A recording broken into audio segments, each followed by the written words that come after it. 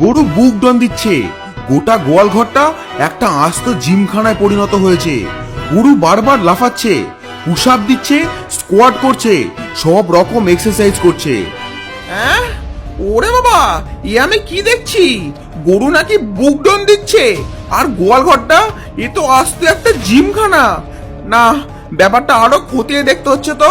যাই, ভেতরে গিয়ে দেখি। ফরু হামাগুড়ি দিয়ে গোয়াল ঘরের ভেতরে ঢুকে আসে আর এসে দাঁড়ায় গরুর পায়ের সামনে। ওরে বেটা, তুই আমাকে দেখতে এসেছিস? তোর এত বড় সাহস! গরু ফরুকে দেখে এক লাথি চালালো আর ফরু ছিটকে গিয়ে গোয়াল ঘর থেকে বেরিয়ে গেল। ফরু কোমর ডলতে ডলতে ডাইনির কাছে গেল। ফরুর এই অবস্থা দেখে ডাইনি জিজ্ঞেস করলো, ও ফরু, তোমার এই অবস্থা কিভাবে হলো? ও উড়ি বাবারে, ও আর পারছি না, কোমরটা ভেঙে গেল রে।